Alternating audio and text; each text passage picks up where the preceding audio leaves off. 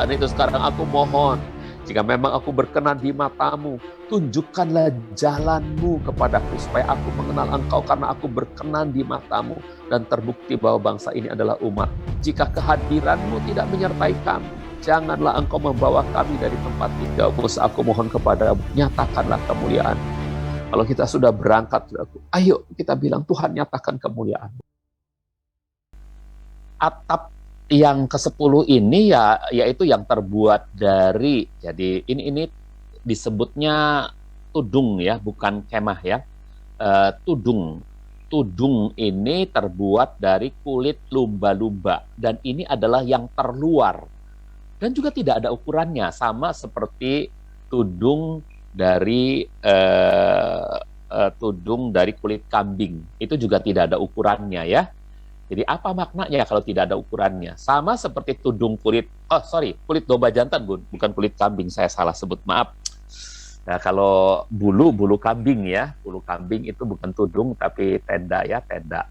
Nah, jadi ingat, atap tabernakel, coba kita refresh sebentar supaya saudara tidak lupa. Atap tabernakel terdiri dari 2 bagian penting. Yang pertama disebut tenda, yang kedua disebut tudung. Yang tenda itu terdiri dari 2 lembar. Yang lembaran pertama adalah kain linen yang disulam benang berwarna-warni bergambar kerub. Dan tenda yang kedua adalah bulu kambing. Jadi rambutnya ya, bulunya ya, bukan kulitnya ya, bulu kambing yang dipangkas kemudian ditenun menjadi sebuah seperti karung begitu ya, ditenun. Dan itu menjadi bagian yang tenda yang kedua. Lalu tudung juga terdiri dari 2 lembar. Lembar pertama adalah tudung terbuat dari kulit domba jantan, dan tudung yang terluar, yang terakhir, terbuat dari kulit lumba-lumba. Oke, nah sama seperti tudung kulit domba jantan, tudung kulit lumba-lumba ini pun tidak ada ukurannya. Nah, ini bicara apa, saudaraku? Ini bicara tentang perlindungan dari Bapa Yahweh, perlindungan dari Bapa, Putra, dan Ruach HaKodes atas semua umatnya itu tidak terukur, tanpa batas, tuntas, sempurna. Jadi itu ya, tanpa ukuran tuh artinya ya tanpa batas ya. Ibrani 7 ayat 25, karena itu dia sanggup menyelamatkan sampai sempurna setiap orang yang datang kepada Elohim melalui Hamasiah. Sebab Hamasiah senantiasa hidup untuk menjadi perantara bagi mereka. Jadi apa yang Hamasiah covering itu betul-betul tuntas sempurna ya, Ibrani 7 ayat 25. Yohanes 10 ayat 28 mengatakan, aku memberikan hidup yang kekal kepada mereka. Mereka tidak akan binasa sampai selamanya, dan tidak ada seorang pun yang dapat merampas mereka dari tanganku. Jadi maksudnya tuntas itu covering dari Tuhan kita, terhadap keselamatan kita itu sempurna, saudara-saudaraku ya. Tidak ada yang akan binasa sampai selamanya ya. Bagi mungkin saudara bertanya, Pak Yahya percaya pada murtad? Saya percaya pada free will. Artinya kalau kuasa kegelapan mau mengambil kita dari tangan Tuhan Yesus, pasti Tuhan Yesus akan mempertahankan. Tapi kalau saya sendiri yang bilang, saya nggak mau percaya Tuhan Yesus, saya nggak mau percaya pengorbanannya, maka itu adalah free will kita, dan Tuhan menghargai free will kita. Jadi kalau dibilang ada murtad nggak? Ya, orangnya seperti itu, yang menghujat Roh Kudus karena dia nggak mau menerima pencerahan dari Roh Kudus bahwa dosanya sudah diampuni gitu. Ya, jadi maksudnya sempurna itu adalah tidak ada yang bisa merampas kita. Nah, ingat baik-baik, saudara. Tapi kalau kita sendiri yang bilang, yang menghujat Roh Kudus, yang nggak mau menerima keselamatan dari Tuhan, yaitu urusan kita, tentunya kita binasa, saudara-saudara. 1 Korintus 1 ayat yang ke-8 ya, yang juga akan meneguhkan kamu tanpa celah hingga akhirnya pada hari Tuhan kita Yesua HaMasiah. Oh ya, mengenai doktrin tadi ya, itu memang perdebatan, saudaraku, bagi orang-orang yang percaya pada total depravity ya, bahwa kita tuh nggak bisa berbuat apa-apa. Kalau Tuhan mau selamatkan kita sendiri, nggak bisa punya free will gitu ya. Itu urusan dari masing-masing doktrin ya, jangan kita perdebatkan di sini ya. Jadi saudara mau percaya yang seperti itu silahkan, mau percaya seperti saya juga silahkan. Yang penting saya nggak mau sampai terhilang keselamatan yang saya sudah dapatkan dari Tuhan. Oke, nah 1 Korintus 1 ayat 8 mengatakan apa? yang juga akan meneguhkan kamu tanpa celah hingga akhirnya pada hari Tuhan kita Yesus HaMasiah. Nah, saya bersyukurnya bahwa tidak ada sedikit pun keinginan dari saya untuk menghujat Roh Kudus. Karena apa? Karena Tuhan Roh Kudus selalu meneguhkan saya gitu ya. Itu loh ya, itu yang namanya kuasa anugerah. Filipi 1 ayat yang ke-6. Dengan meyakini hal ini, yaitu Dia yang telah memulai pekerjaan yang baik di antara kamu, akan meneruskannya sampai hari Yesus HaMasiah. Jadi kalau Tuhan telah memulai hal yang baik di antara kita, itu Dia akan meneruskan gitu, saudara ya. Oke, kemudian masih banyak ayat. 2 Timotius 1 ayat 12 mengatakan, itulah sebabnya mengapa aku juga menderita semuanya itu, namun aku tidak malu, sebab aku tahu kepada siapa aku percaya. Dan aku yakin bahwa Dia sanggup untuk menjaga komitmenku kepadanya sampai pada hari itu. Untuk menjaga pertaruhanku, ya, komitmenku itu pertaruhan. Orang yang komitmen itu artinya orang yang mempertaruhkan hidupnya pada hal tersebut, gitu ya. Ya, sampai pada hari itu. Oke, Tuhan sanggup menjaga gitu. Oke. Kemudian 1 Tesalonika 5 ayat 23. Maka Elohim damai sejahtera, Dia sendiri kiranya menguduskan kamu sepenuhnya dan kiranya roh, jiwa dan tubuhmu terpelihara seutuhnya tanpa celah pada saat kedatangan Tuhan kita Yesus HaMasiah. Jadi lihat, Tuhan akan memelihara roh, jiwa dan tubuh kita, menguduskan itu ya seutuhnya tanpa celah pada saat kedatangan Tuhan kita. 1 Petrus 1 ayat 4 dan 5. Untuk menerima warisan yang tidak dapat binasa, tidak bercela, dan tidak dapat pudar. Jadi warisan yang kita terima itu nggak dapat binasa, nggak bisa pudar. Yang tersedia bagi kita di surga. Warisan yang tetap dipelihara oleh kuasa Elohim melalui iman menuju keselamatan yang siap dinyatakan pada akhir zaman.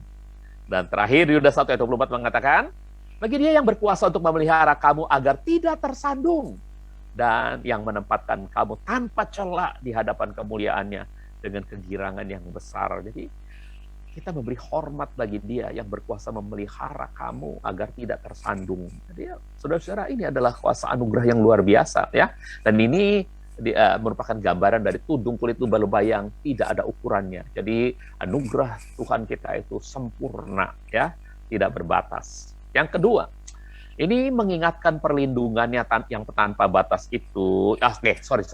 Mengingat perlindungannya yang tanpa batas itu, mengingat anugerahnya yang tanpa batas itu, mengingat kasihnya yang tanpa batas itu. Seharusnya lah kita hidup dalam gaya hidup ciptaan baru, saudara-saudara. Yuk, kita jangan melukai hatinya. Kalau betul saudara sangat dikasih oleh Dia, coba belajar mengasihi Dia. Gak sanggup, Pak. Ya, kita pelan-pelan. Ya, minta bimbingan Roh Kudus ya. Roh Kudus akan membantu kita ya dalam kelemahan-kelemahan kita. Jadi kita punya sebuah effort, usaha, tapi usaha dalam anugerah Tuhan. Bahwa kita menampilkan sebuah gaya hidup ciptaan baru. Panggilan kita adalah ciptaan baru. Ya, hidup seperti panggilan kita gitu, saudara. Ya, tampilkan keindahan HaMasiah ke tengah-tengah dunia. Galatia 5 ayat 16 katakan, aku katakan berjalanlah dalam roh, maka kamu sekali-kali tidak akan memenuhi hasrat kedagingan. Bagaimana mengatasi kedagingan? Berjalan dalam roh. Saudara, selalu dengarkan suara roh yang membimbing saudara. Ke jalan-jalan itulah Tuhan akan memimpin kita pada segala kebenaran. Ya. 2 Korintus 13 ayat 11 mengatakan, akhirnya, hai saudara, bersukacitalah. Hendaklah kamu menjadi sempurna. Hendaklah kamu terhibur. Hendaklah kamu sehati sepikir. Hendaklah kamu penuh damai. Elohim kasih dan damai sejahtera kiranya menyertai kamu. Ya saudara, jadi kita harus punya gaya hidup ciptaan baru. Ya, Efesus 2 ayat 10 mengatakan, sebab kita adalah hasil karyanya. Ini ciptaan baru nih, yang telah diciptakan dalam HaMasiah Yesus. Untuk apa? Untuk melakukan perbuatan-perbuatan baik. Kalau saudara curiga kepada pasangan hidupmu, buang itu. Itu bukan gaya hidup ciptaan baru. Bukan, saudara. Ya. Saudara, gaya hidup ciptaan baru adalah menghasilkan perbuatan-perbuatan baik. Kalau saudara tidak pelit, tapi murah hati kepada sesamamu yang butuh pertolongan, itu adalah gaya hidup ciptaan baru. Tiap minggu saya dikasih pisang oleh Pak Gersom. Aduh, saya pikir ini gaya hidup ciptaan baru yang luar biasa. Makasih ya Pak Gersom.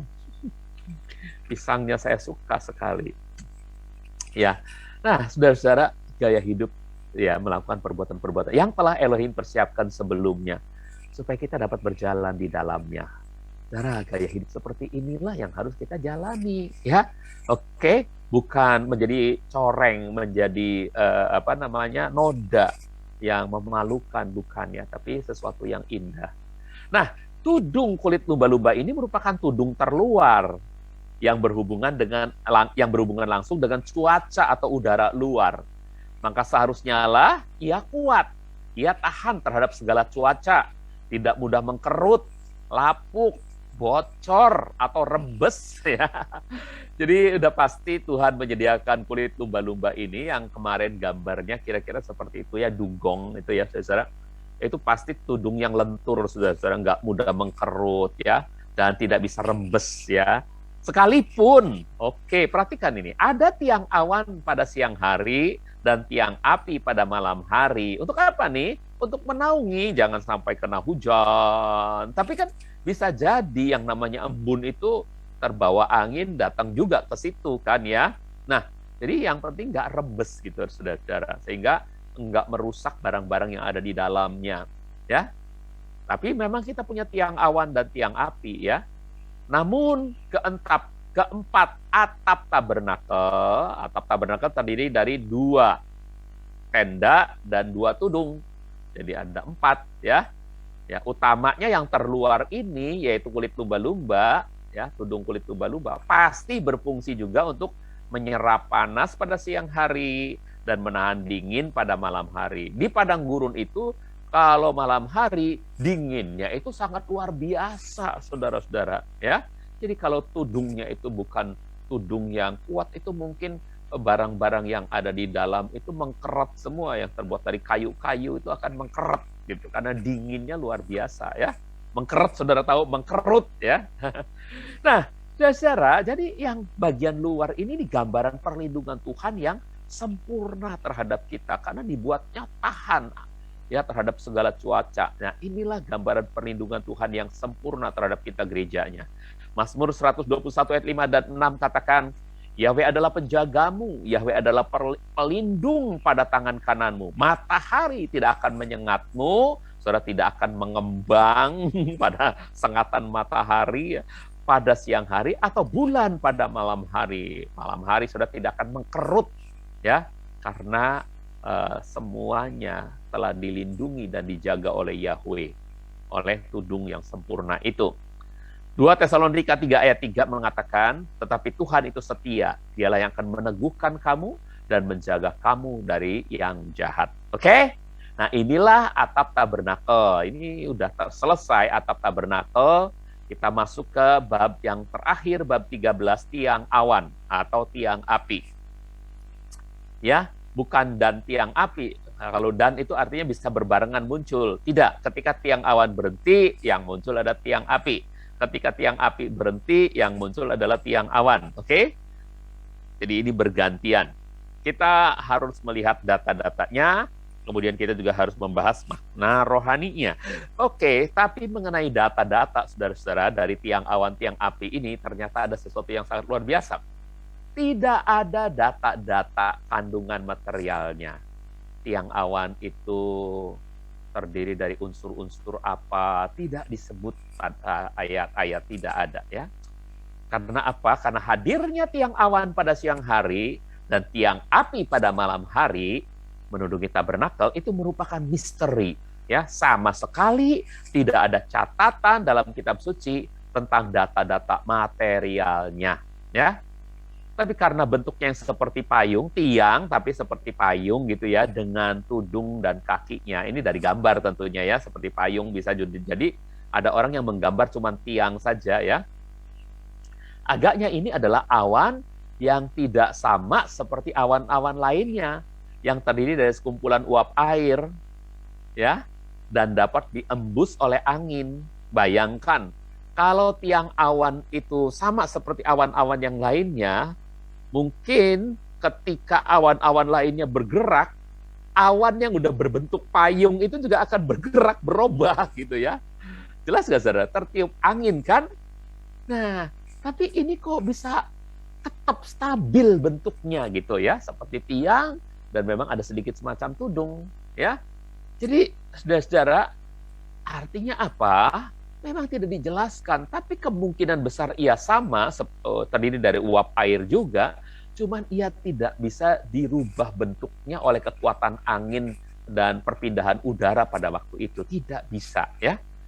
Nah, begitupun tiang api yang berbentuk seperti ya tiang, tapi kemudian ada semacam payung juga. Agaknya ini bukan api biasa yang sangat membutuhkan bahan bakar dan mampu membesar karena akan membakar apa saja yang ada di sekitarnya.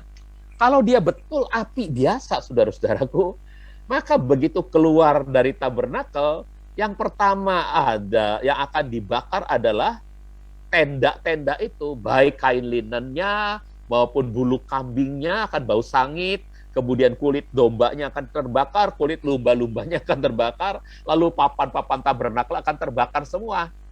Tapi sepertinya ini bukan materi api seperti yang lain gitu. Ini khusus ya. Jadi ini apa artinya saudaraku? Jadi pastilah ini adalah awan ilahi atau api ilahi ya. Ini materinya sangat misterius. Oke? Jelas ya? Yang kedua. Oke, ini dulu saudaraku, ini lihat tiang awan ya, seperti ada payung, ada bentuk tudungnya gitu ya. Kemudian ini tiang api gitu seperti ada. Tapi ini kan dari gambar seperti ada tudung. Ada juga yang menggambar cuma tiang saja. Tidak ada masalah. Ya, saudaraku ya. Oke. Nah, kemudian data berikutnya asal usulnya. Jadi tidak ada catatan tentang asal usulnya karena yang muncul adalah asal usul tiang awan, tiang api ini pun merupakan misteri. Ia muncul begitu saja di Etam, di tepi padang gurun ketika umat Israel memulai perjalanannya keluar dari negeri Mesir menuju Kanaan lewat jalan berputar melalui padang gurun. Keluaran 13 ayat 18 sampai 20. Karena itu Elohim membuat umat itu berputar melalui jalan ke padang gurun melalui laut Suf. Walau begitu, Bani Israel terus berjalan dengan gagah berani dari tanah Mesir. Jadi perhatikan laut Suf ini laut Teberau ya. Mungkin saya mestinya memberi nama laut Suf ya, tapi dalam ketikan saya selalu menulis laut Teberau, saya lupa. Oke, tidak apa-apa lah. Oke, nah jadi sejak itu tiang awan, tiang api itu muncul dan menuntun mereka siang dan malam. Keluaran 13 ayat 21. Artinya sebelum ada tabernakel, tiang awan dan tiang api sudah muncul secara misterius memimpin bangsa Israel sejak dari pinggiran padang gurun, di tepi padang gurun ya. Yuk, jadi sebelum menyeberangi laut Suf itu, tiang awan sudah menyertai mereka di Etam. Keluaran 13 ayat 21 mengatakan, mereka pun berangkat dari Sukot dan berkemah di Etam di tepi padang gurun. Nah, disinilah dimulai muncul tiang awan ya. Oke. Ayat 20, Keluaran 13 ayat 21, Yahweh berjalan di depan mereka dalam tiang awan untuk memandu mereka pada siang hari dan dalam tiang api untuk menerangi mereka pada malam hari, sehingga mereka dapat terus berjalan siang dan malam. Wah, luar biasa ya. Jadi data-datanya jelas, tidak ada data kandungan materialnya, dan tidak ada data tentang asal-usulnya, muncul begitu saja mulai di Etam. Sekarang data-data untuk halaman yang kedua, dan karena cuma satu data aja, nomor 3, maka bercampur dengan makna rohani, bagian yang pertama ya. Yo, sekarang kita lihat data yang ketiga, disebut tiang, disebut pilar, bahasa Inggris. Tiang merupakan lambang penopang yang kokoh, angin timur yang kuat, yang mampu membelah laut Teberau pun tidak sanggup menggeser tiang awan itu. Jadi aneh ya. Ada tiang awan ya. Kemudian pada waktu tiang awan itu ada menduduki bangsa Israel, tiba-tiba ada angin timur. Nah ini lucunya, saudara-saudaraku, bisa nggak saudara bayangkan tiang awan yang menudungi bangsa Israel itu ketika dari sisi belakang itu tiangnya itu jadi gelap, jadi kegelapan yang menudungi orang-orang Mesir gitu, sampai mereka itu nggak bisa saling lihat satu sama lain gitu ya. Nah tiang ini pada satu saat itu diembus oleh angin, karena itu adanya persis sedang berada di dataran kering ketika Laut Teberau itu mulai terkuak gitu ya. Tiba-tiba angin timur tuh menguakkan Laut Teberau, ya memang lewat tongkat Musa, tapi Alkitab mengatakan ada semacam angin timur yang mengembus sampai terkuak itu dasar Laut Suf itu ya, terbelah jadi dua, tapi tiang awannya tidak terembus. Itu kan luar biasa, saudara-saudara. Ya. Jadi angin timur yang kuat, yang mampu membelah Laut Teberau pun tidak sanggup menggeser tiang awan itu. Begitupun teriknya matahari tidak membuat tiang awan itu menguap. Bahkan kegelapan malam pun justru membuatnya berubah menjadi tiang api. Lihat, saudara, teriknya matahari tidak membuat awan itu kemudian menguap entah kemana. Karena makin terik matahari, titik-titik air itu akan dengan sendirinya jadi uap yang makin terpecah-pecah, nggak kelihatan. Dia makin menyatu menjadi awan gitu, tapi makin terpisah dia udah jadi H2O yang tidak terlihat gitu, saudara ya. Nah, jadi tidak bisa menguap, bahkan kegelapan malam pun justru membuatnya berubah jadi tiang api. Inilah yang melindungi dan menjaga Israel dari kejaran orang Mesir. Keluaran 14 ayat 19 sampai 21. Ayat 19 dulu. Lalu berpindahlah malaikat Elohim yang sedang berjalan di depan perkemahan Israel ke belakang. Ya, begitupun tiang awan berpindah dari depan ke belakang. Ini lucu nih, saudara. Tadinya tiang awan itu menuntun di depan seperti ini. Ya, ini perjalanan orang Israel dituntun oleh tiang awan. Tiang awannya ada di depan. Begitu dikejar oleh orang Mesir, tiang awannya itu bisa berpindah ke belakang, saudara-saudara. Ya, begitu dikejar oleh orang Mesir, maka tiang awan itu pindah jadi batas antara orang Israel dengan awan yang putih terang benderang. Dan untuk orang Mesir di balik ini awannya jadi gelap gulita lah ya. Ya, lalu tiang awan itu bergerak ke belakang di antara tentara Mesir dan tentara Israel. Jadi untuk perkemahan orang Israel itu terang benderang, tapi untuk perkemahan orang Mesir ini gelap gulita, saudara-saudara. Ya. Nah, yuk coba kita baca ayat 20-nya. Tiang awan itu turun di antara perkemahan orang Mesir dan orang Israel, lalu menjadi awan yang gelap terhadap orang Mesir, tetapi pada malam hari ia memberi terang kepada orang Israel, sehingga sepanjang malam itu orang Mesir tidak dapat menyusul orang Israel. Ya, udah dekat tapi nggak bisa nyusul karena apa? Gelap gulita buat mereka. Sedangkan bagi orang Israel jadi tiang api kalau waktu malam itu. Aneh kan, masa cahayanya nggak ngebagi ke belakang gitu. Ini sesuatu yang sangat luar biasa, saudara. Ini mujizat yang sangat luar biasa. Tapi nggak pernah kita perhatikan kan mujizat ini, saudara. Ya, Tuhan bisa membuat ke satu tempat itu sinarnya bercahaya, tapi ke tempat lain padahal nggak ada sekat, nggak ada apapun.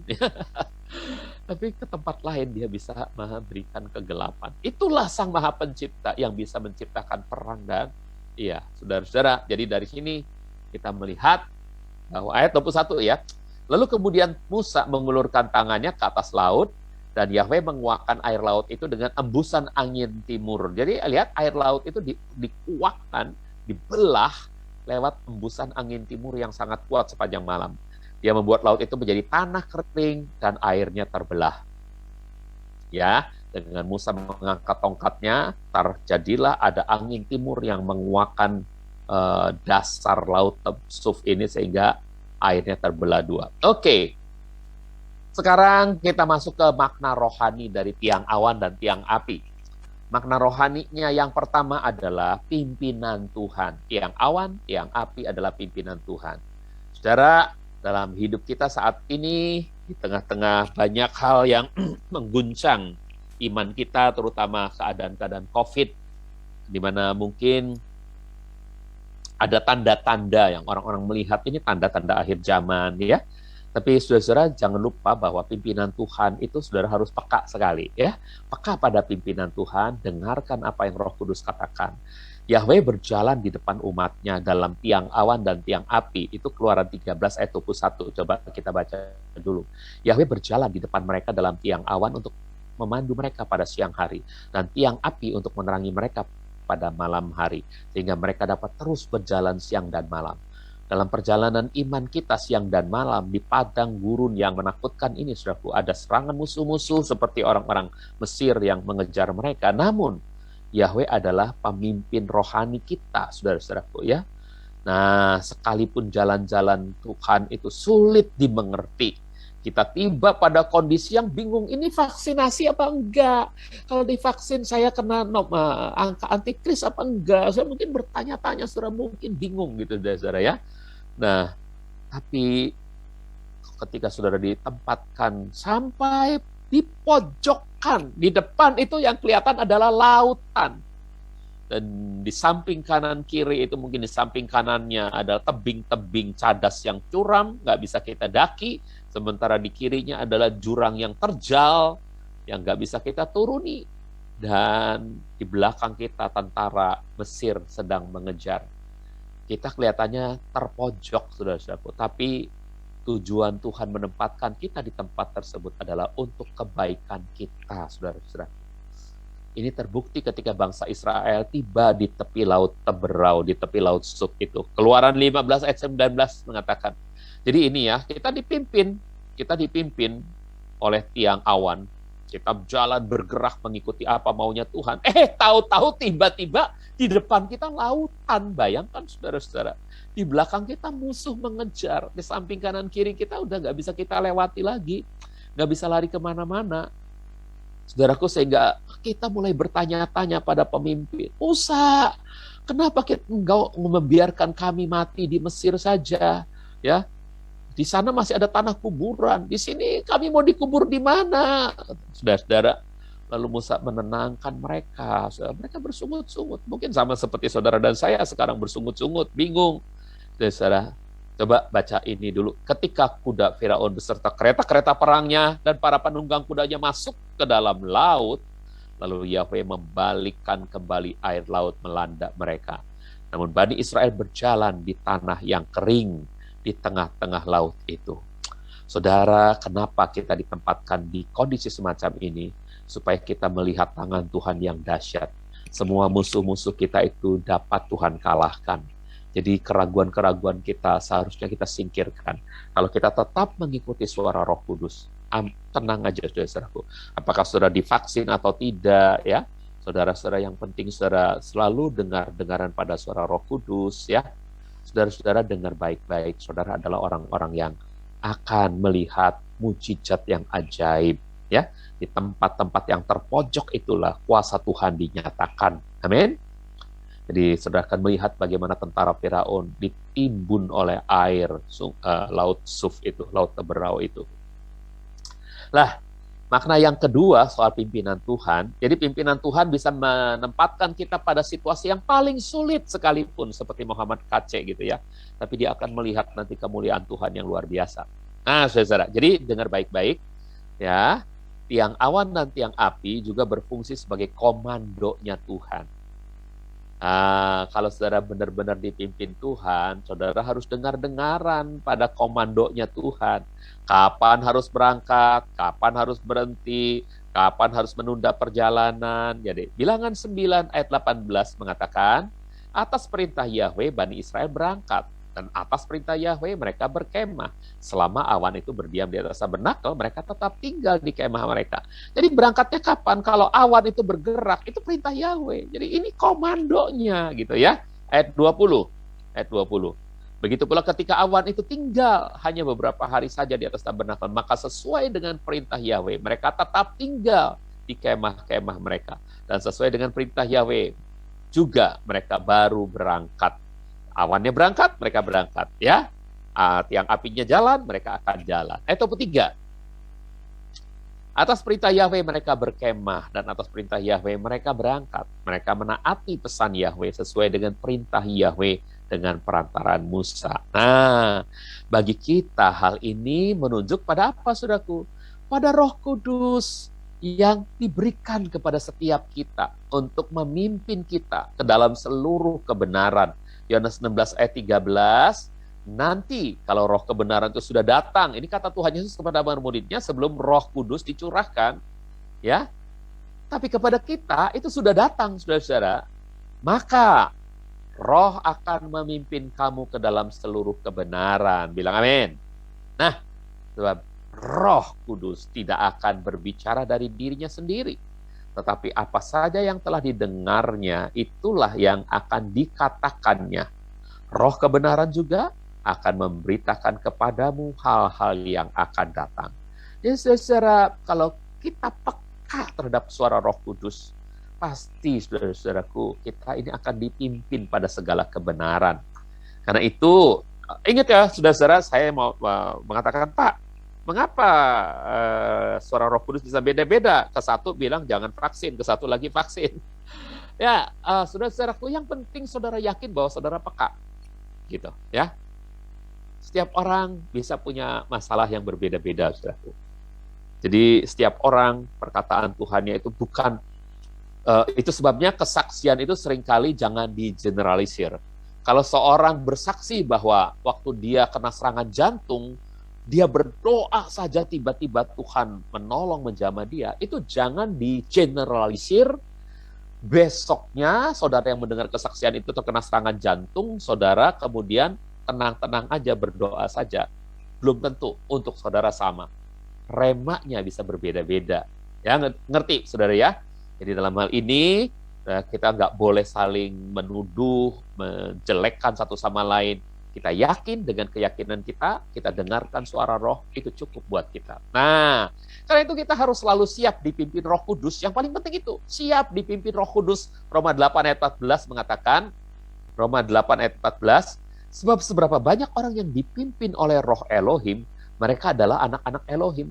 Ini gaya hidup ciptaan baru, yaitu dipimpin oleh Roh, saudara-saudaraku.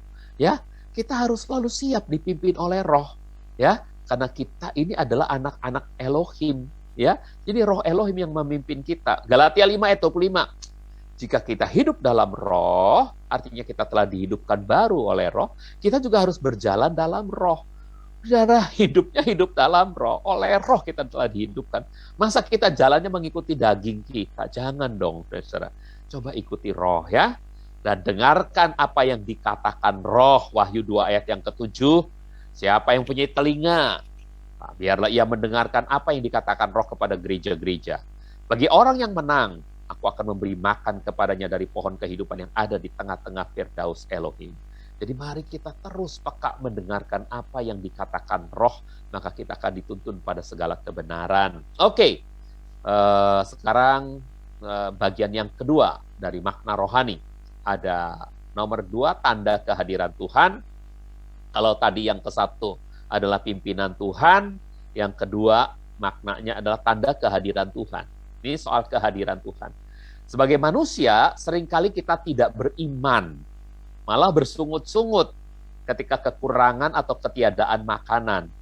Padahal Tuhan yang hadir dalam tiang awan itu adalah Tuhan yang siap bertindak memelihara hidup kita. Keluaran 16 ayat 10, Harun sedang berbicara kepada seluruh jemaat Bani Israel ketika mereka menoleh ke padang gurun, tiba-tiba tampaklah kemuliaan Yahweh di dalam awan. Jadi ada hadirat Yahweh menyertai mereka, karena di tiang awan itu ada kemuliaan Yahweh di sana ya. Tapi ayat 12 mengatakan, ya, aku telah mendengar keluh kesah Bani Israel. Jadi Bani Israel yang disertai tiang awan itu masih keluh kesah juga. Karena apa? Karena kita nggak bisa makan apa-apa di sini, nggak ada roti, nggak ada daging, ya. Mereka berbicaralah kepada mereka, kata Yahweh kepada Musa, berbicaralah kepada mereka.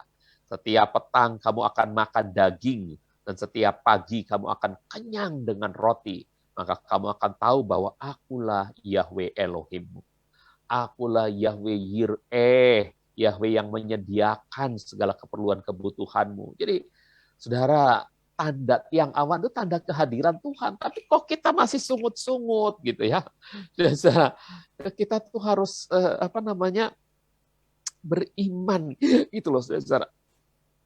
Zaman itu orang Israel melihat tiang awan. Zaman ini mungkin kita tidak melihat apa-apa, tapi kita melihat firman.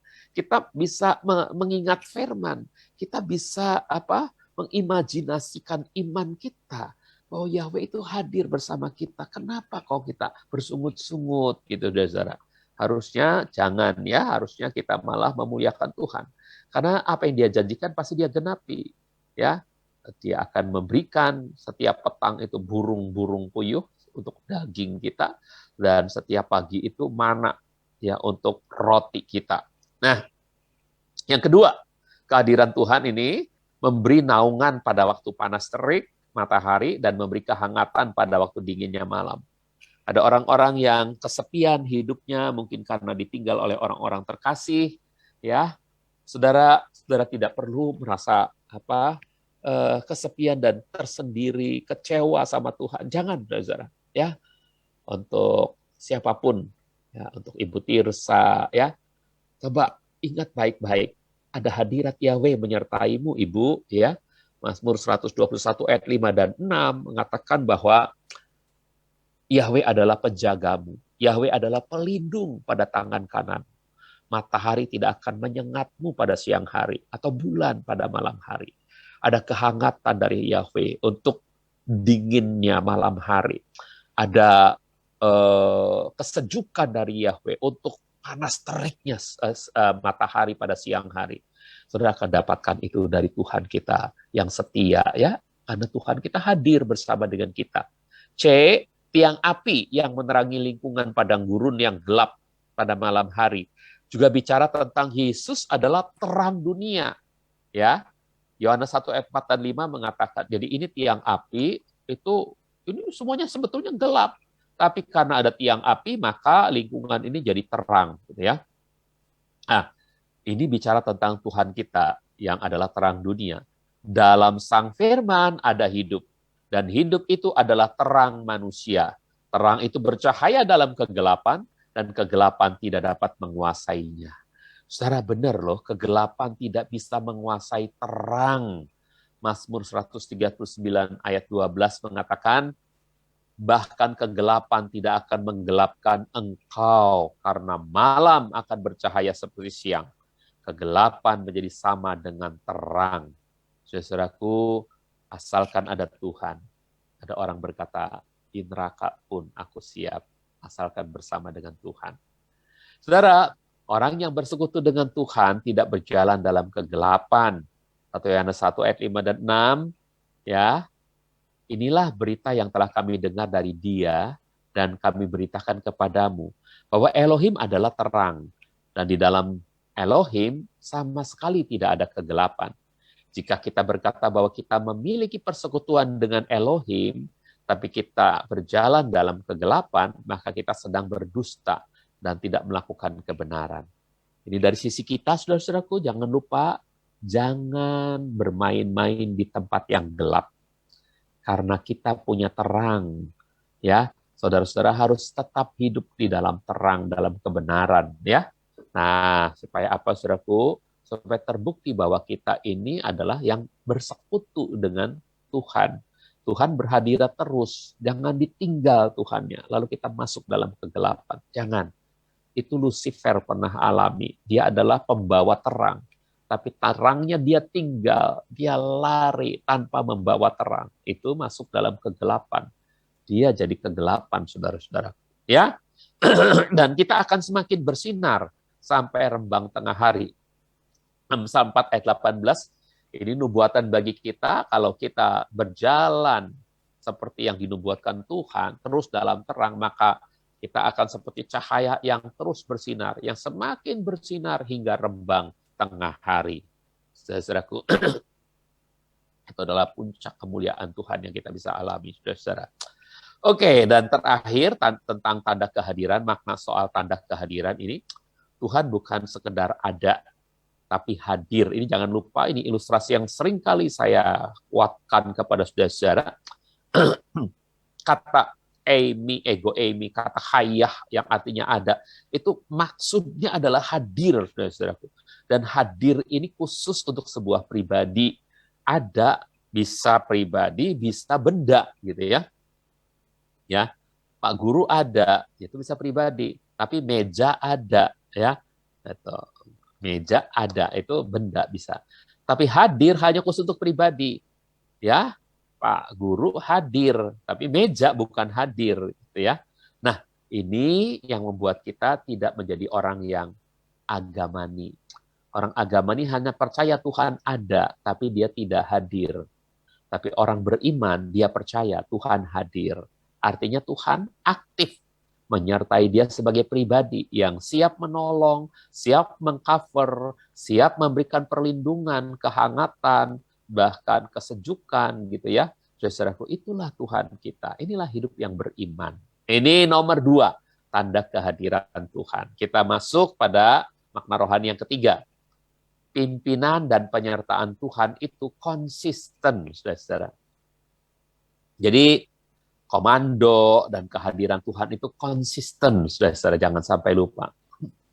Dari kisah terbelahnya Laut Teberau dan turunnya mana, jelas terbukti bahwa pimpinan dan penyertaan Tuhan atas umatnya itu konsisten. Saudara, ya, terbelahnya Laut Teberau. Bisa dibayangkan nggak kenapa Laut Teberau terbelah? Karena memang Tuhan sedang menyatakan kuasanya. Tapi kan umatnya itu bersungut-sungut. Nggak peduli umatnya bersungut-sungut. Tuhan konsisten dengan janjinya untuk memimpin umatnya dan menyelamatkan umatnya. Amin.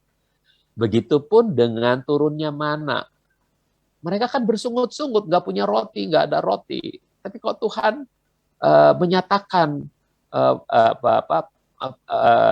penyediaannya gitu ya. Tuhan Yahweh Yireh menyediakan keperluan kebutuhan mereka. Karena memang penyertaan Tuhan itu konsisten, saudara-saudara.